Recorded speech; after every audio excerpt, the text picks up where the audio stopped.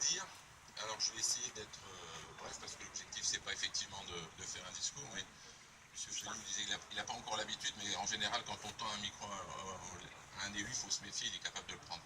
Donc je le prends volontiers. Alors c'est vrai que ma présence ici peut peut-être interpeller certains, mais j'ai eu l'occasion, en présence de Mme Chasta, votre collègue, de l'exprimer hier au conseil de surveillance de l'hôpital, puisque nous étions en réunion hier matin, de dire que je serai présent à l'invitation, puisque vous m'avez invité. En général, lorsque je peux répondre favorablement aux invitations, c'est le meilleur moyen d'être à vos côtés. Et ça peut paraître bizarre, je disais, parce que finalement, en tant que président du conseil de surveillance de l'hôpital, sénateur maire de la ville, nous n'avons jamais eu l'occasion, et j'allais dire l'envie, curieusement, d'inaugurer cet équipement. Et que cette organisation que vous avez décidé de mettre en œuvre ce matin est pour nous l'occasion finalement de nous réjouir. Et sur ce dossier, il y a eu peu d'occasions de nous réjouir. Yann Ruder évoquait un peu le côté de victoire, et je pense qu'il y a aussi cette victoire collective, et grâce aussi à votre mobilisation, je l'ai dit aussi hier devant le conseil d'administration. Donc c'était important. Je disais, il y aurait tant de choses à dire depuis toutes ces années où, je me souviens, récemment élu maire, nous étions retrouvés ici, à côté, pour la première réunion avec des riverains, parce qu'il avait d'abord fallu, c'était aussi une bataille pour implanter cet équipement. Alors bien sûr, ça posait des questions, et on imagine les questions des riverains, mais à l'époque, avec d'ailleurs l'ensemble des élus de la communauté d'agglomération que j'avais sollicité en appui par rapport à l'enquête publique, on voulait, pour l'hôpital de Laon et pour ce secteur de santé, parce que c'est aussi un équipement de santé, que l'on se batte pour obtenir ici une hélistation et un SAMU héliporté pour conforter le site de Laon. Je vous rappelle quand même qu'à l'époque, on avait quand même un ministre de la Santé qui s'occupait bien de son secteur de Saint-Quentin, et à la limite c'est légitime en tant qu'élu local, et que malgré cela, on a obtenu ici à Laon, parce qu'il y avait une logique de territoire. Et c'est sur cette base qu'on a constitué le dossier, avec toutes les vicissitudes au niveau judiciaire, et ils ne sont pas finis d'ailleurs, puisqu'il y a eu des recours, il y a eu de la cassation, et on est dans une situation complètement aberrante, où on est en train de refaire une enquête publique pour savoir si on peut implanter une hélistation, alors que l'hélistation, vous l'avez derrière. Enfin, ça, je ne ferai pas d'autres commentaires, sauf que ce sont à nouveau des frais de justice qu'il faudra enclencher, alors qu'on peut estimer que les propriétaires du site ont été convenablement indemnisés. Enfin, ça, c'est une des péripéties. Les péripéties, on en a eu beaucoup, et on a eu aussi des difficultés, puisque au moment où cette hélistation, ces bâtiments du SAMU, plus exactement, avec l'hélistation, ont été livrés, nous n'avons jamais obtenu l'autorisation de l'ARS de faire descendre l'équipe terrestre, comme ça a été rappelé, et que la première autorisation a permis uniquement à l'hélicoptère de venir.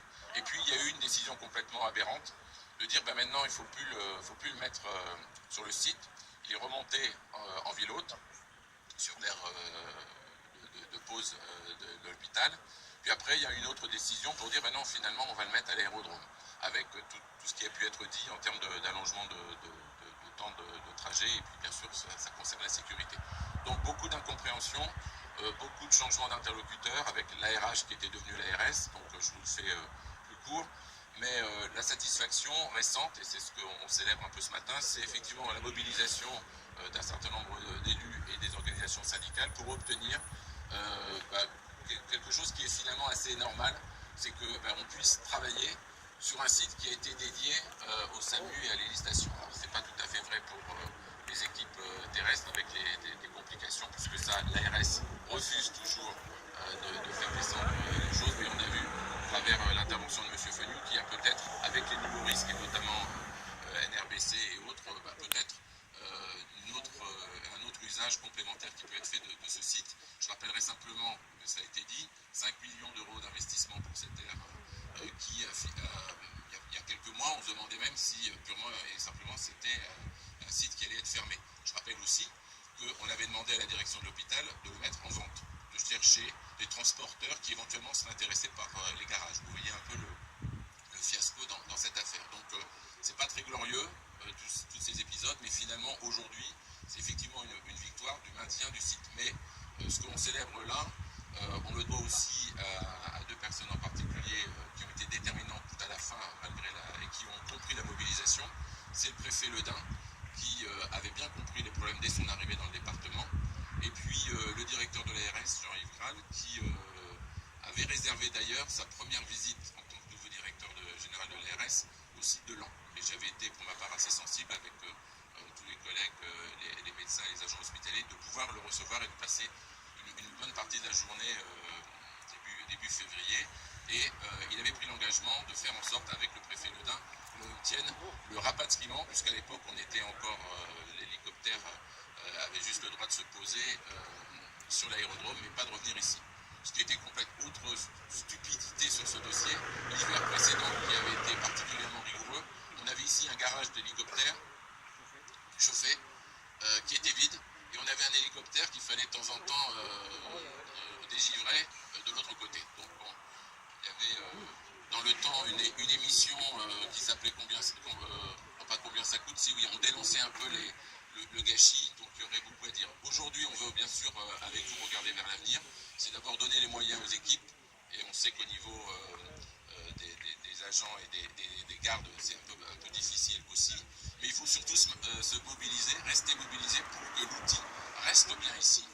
Parce qu'il y a des tensions fortes au niveau des ARS sur les hélicoptères. On rationalise beaucoup, on est dans une nouvelle grande région, et il ne faudrait pas que tout cet investissement, toute cette mobilisation soit réduite à néant quand, ici ou là, on retire des moyens en matière d'hélicoptères de SAMU, ou d'ailleurs c'est la même chose au niveau sécurité civile. Donc restons mobilisés, et puis c'est vrai que c'est pas forcément un propos que j'utilise souvent, mais j'ai l'honnêteté ce matin de remercier publiquement la CGT d'avoir organisé cette inauguration, parce que c'était important, parce que c'est, j'allais dire, notre argent, c'est l'argent public, et puis derrière ça, c'est aussi, je crois, ce qu'on partage un certain nombre ici, c'est ce que l'on fait de l'usager du service public qui est un peu malmené, parce qu'effectivement les politiques publiques sont un peu compliquées. Je ne veux pas faire de la politique nationale, parce qu'on a l'État qui depuis longtemps est largement endetté, et qu'il y a des solutions qui sont tentées pour essayer de résorber les déficits publics. Sauf que parfois ça a des conséquences extrêmement néfastes, et qu'en plus ça ne crée pas ni la croissance ni le développement de nos territoires. Et donc c'est un autre sujet. Donc je ne vais pas être plus long, mais je pense qu'effectivement, tout comme vous, eh bien, on pouvait ce matin justement saluer ce résultat en restant mobilisé.